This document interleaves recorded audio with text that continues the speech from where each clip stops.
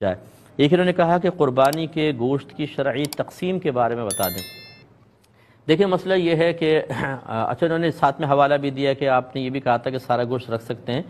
مسئلہ یہ ہے کہ فقہاء نے واضح طور پہ لکھا کہ جو قربانی کرے اگر وہ تنگ دست ہے، غریب ہے اور اس کو گوشت ویسے عام دنوں میں میسر نہیں آتا، تو وہ اگر بالکل بھی تقسیم نہ کرے، سارا کا سارا رکھ لے تو اس کے لیے یہ بہتر ہے، یہ افضل ہے بلکہ، تاکہ چلے گھر والے عرصے دراز تک کھاتے رہیں اگر کوئی انتظام ریفریزر وغیرہ کا ہے۔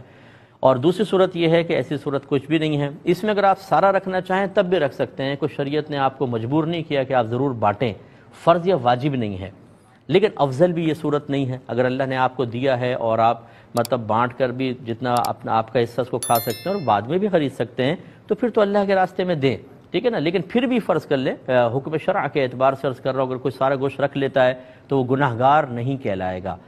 تیسری صورت یہ ہے کہ افضل طریقہ کیا ہے، وہی جیسے اس کے 3 حصے کریں، ایک حصہ اپنے پاس رکھیں، ایک دوست احباب کو دیں، ایک غرباء کے اندر تقسیم کر دیں، یہ ہے افضل طریقہ تاکہ دوسروں تک بھی گوشت پہنچ جائے۔ شروع اسلام میں جب قربانی ہوتی تھی تو رحمت کونین صلی اللہ علیہ وسلم نے فرمایا کہ کوئی بھی قربانی کے گوشت کو اپنے گھر میں نہ رکھے، 3 دن سے زیادہ نہ رکھے، سب تقسیم کریں، کیونکہ اس وقت گوشت نہیں تھا۔ پھر بعد میں سرکار نے اس حکم کو واپس لے لیا، جب تھوڑی فراوانی ہوئی، زیادہ لوگ قربانی کرنے لگے تو رحمت کونین صلی اللہ علیہ وسلم نے اس حکم کو منسوخ فرمایا، تو اب اسی پر عمل ہے، تو لہٰذا بہتر یہ ہے کہ آپ 3 حصے کیجئے اور وہ 3 حصے بھی بڑی خوش دلی کے ساتھ کریں۔ ہم بعض اوقات اپنے حصے میں ڈالتے ہیں بہترین قسم کی بوٹیاں، گول گول بوٹیاں، وہ سب رکھ لیتے ہیں، یہ بھی رکھ لو، اس کی یہ بناؤں گی، وہ فلاں کی وہ مطلب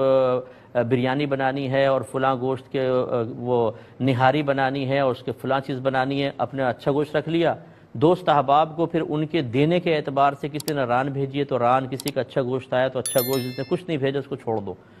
تو یہ لین دین کا معاملہ۔ اور غریبوں کو سب سے زیادہ پسلیوں کا گوشت اور ایسا وہ غریبوں کو دے دو، یہ چیز نہیں۔ آپ جو دے رہے ہیں نا، سمجھ لیں وہ اللہ تبارک و تعالیٰ کے دست قدرت میں جائے گا۔ سب سے پہلے جب آدمی صدقہ کرتا ہے تو اللہ کے دست قدرت میں جاتا ہے اور پھر کسی غریب تک پہنچتا ہے۔ اب جو اللہ کو آپ تحفہ دے رہے ہیں، فرض کر لیں کہ وہ اس کے ذریعے غریب تک پہنچا رہے ہیں، وہ تحفہ ایک انتہائی ناقص ہو، یہ مطلب خود سوچ لیجیے، اگر کوئی آپ کے گھر میں اس طرح کا گوشت بھیج دے کہ اٹھائیں تو یہ پسلیاں ساری لٹکی ہوئی نظر آئیں، تو آپ بھی اس کو برا فیل کریں گے کہ یار یہ کیا کیسے گوشت بھیجا، پسلیاں بھیج دیا ہمیں، اور آپ غصے کا اظہار کریں گے۔ تو اللہ کے لیے ہم پسند کریں، مناسب نہیں۔ ہاں یہ ہو سکتا ہے تھوڑا بہت گوشت اچھا رکھ لیں، باقی سب کو مکس کریں، پھر اس کے 3 حصے کریں، اور تاکہ برابر گوشت پہنچے اور خوش دلی کے ساتھ اللہ کی راہ میں دیں۔